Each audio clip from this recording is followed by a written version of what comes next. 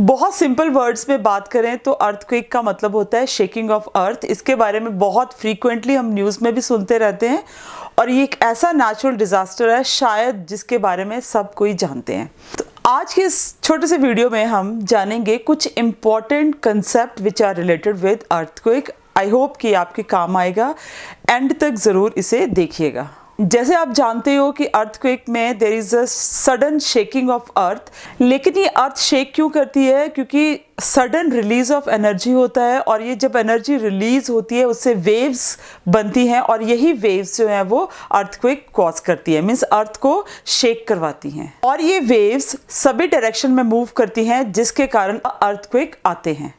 तो अर्थ में ये एनर्जी रिलीज कहाँ से होती है? ये एनर्जी रिलीज होती है फॉल्ट्स के बीच से। फॉल्ट्स क्या होते हैं? दो ब्लॉक ऑफ रॉक्स के बीच में कोई क्रैक, या तो आप ऐसा भी कह सकते हैं कि fault means a crack in the crustal rocks. For example in this picture you can see here these are the faults, जहाँ पे दो ब्लॉक्स आपस में शार्पली ब्रेक हो रहे हैं, this is known as a fault. Basically ये जो फॉल्ट्स है मीन्स क्रैक्स है, इनके दोनों तरफ की रॉक्स जो है वो उनका एक नेचर है कि वो अपोजिट डायरेक्शन में मूव करती हैं, लेकिन जो ओवरलेइंग रॉक स्ट्रेटा है मीन्स इन फॉल्ट्स के ऊपर जो रॉक्स हैं वो प्रेशराइज करती है इनको एक साथ रहने के लिए, और बिकॉज ऑफ दिस एक फ्रिक्शन जनरेट होता है और ये फ्रिक्शन इन रॉक्स को एक साथ लॉक करके रखता है। क्योंकि फॉल्ट्स के अलोंग रॉक्स की टेंडेंसी है एक दूसरे से दूर जाने की, इसलिए समय के साथ में ये जो फ्रिक्शन होता है ये वीक हो जाता है, जिसके कारण ये जो ब्लॉक्स हैं, जो ब्लॉक ऑफ रॉक्स हैं, ये डिफॉर्म हो जाते हैं और धीरे धीरे एक दूसरे से दूर जाते हैं, जिसके कारण ये एनर्जी रिलीज होती है और ये energy in the form of waves earth पे सभी डायरेक्शन में मूव करती है और अर्थ को शेक करने के लिए मजबूर करती है और इसके कारण अर्थ शेक होती है, यानी अर्थक्वेक आते हैं। अर्थ पे वो पॉइंट जहाँ पे एनर्जी रिलीज होती है उसे फोकस कहा जाता है, means this is the point जहाँ से एनर्जी रिलीज हो रही है, this is known as focus. और इसी पॉइंट को हाइपोसेंटर के नाम से भी जाना जाता है और ये एनर्जी सभी डायरेक्शंस में मूव करती है और सरफेस तक पहुंचती है। वो एरिया जो सरफेस पे फोकस से बिल्कुल नियर है उसे एपिसेंटर कहा जाता है। जितने भी नेचुरल अर्थक्वेक होते हैं वो लिथोस्फेरिक प्लेट्स में ही होते हैं। लिथोस्फेरिक प्लेट्स सरफेस से 200 किलोमीटर डाउन तक जो एरिया है उसे लिथोस्फेयर कहा जाता है। बेसिकली जो अपर क्रस्ट और जो मेंटल का ब्रिटल पार्ट है दोनों मिलके लिथोस्फेयर बनाते हैं। इंस्ट्रूमेंट जो अर्थक्वेक वेव्स को मेजर करता है उसे सिस्मोग्राफ कहा जाता है। वो सारी वेव्स जो फोकस से अर्थ सरफेस तक आती हैं, this is the instrument which is known as seismograph. अगर अर्थक्वेक वेव्स की बात करें तो अर्थक्वेक वेव्स दो तरह की होती हैं which are known as a body waves and surface waves. जब फोकस पे एनर्जी रिलीज होती है तो अर्थ की बॉडी पे मूव करने वाली सारी वेव्स को बॉडी वेव्स कहा जाता है और ये बॉडी वेव्स जब सरफेस रॉक्स के साथ इंटरेक्ट करती है तो एक another set of waves generate होता है जिसे सरफेस वेव कहा जाता है, मींस वो अर्थ के सरफेस पे मूव करती हैं।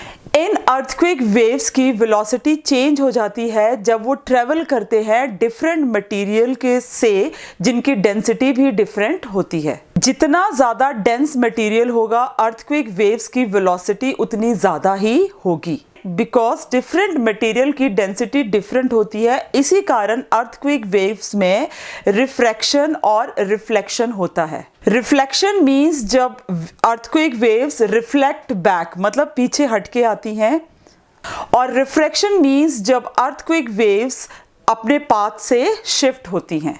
अगर अब बॉडी वेव्स की बात करें तो बॉडी वेव्स भी दो तरह की होती हैं, P wave and S wave. P waves बहुत फास्ट मूव करती हैं और सरफेस पे आने वाली ये सबसे पहली वेव्स होती हैं। इन्हें प्राइमरी वेव्स के नाम से भी जाना जाता है। पी वेव्स बिल्कुल साउंड वेव्स की तरह होती हैं और ये 3 type of material solid, liquid and gas तीनों से ही ट्रेवल कर सकती हैं। एस वेव्स कुछ टाइम लैग के साथ सरफेस पे अराइव करती है, इन्हें सेकेंडरी वेव्स भी कहा जाता है। और एस वेव के बारे में सबसे इम्पॉर्टेंट बात यह है कि ये सिर्फ सॉलिड मटेरियल में ही ट्रेवल करती हैं। और एस वेव का ये कैरेक्टरिस्टिक्स साइंटिस्ट को इंटीरियर ऑफ अर्थ के स्टडी में सबसे ज्यादा हेल्प करता है।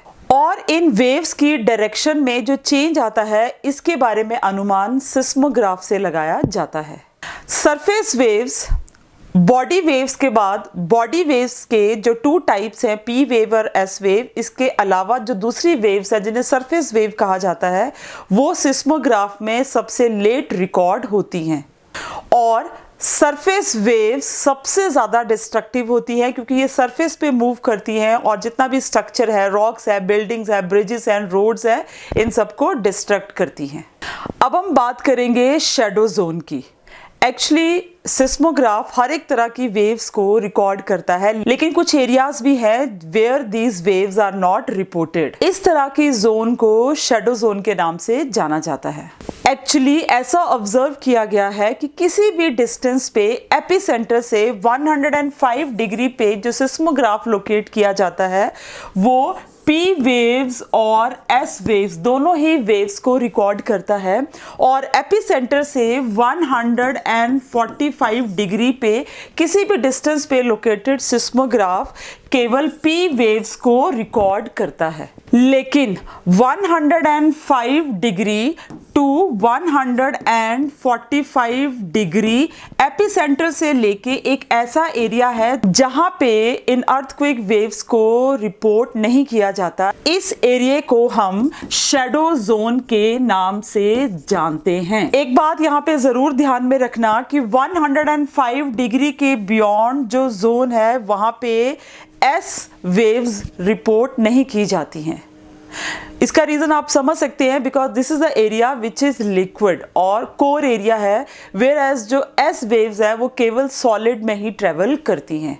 तो हम कह सकते हैं कि एस वेव्स का शैडो जोन ज्यादा लार्जर है as compare to the P waves. अब शॉर्ट में बात कर लेते हैं टाइप ऑफ अर्थक्वेक्स की। तो सबसे पहले types of earthquake means earthquake कहाँ जनरेट होते हैं, that is on the margin of plate tectonics. तो आप यहाँ पे देख सकते हैं कि जितने भी प्लेट टेक्टोनिक के मार्जिन्स हैं वहाँ पे सबसे ज्यादा नेचुरल अर्थक्वेक जनरेट होते हैं।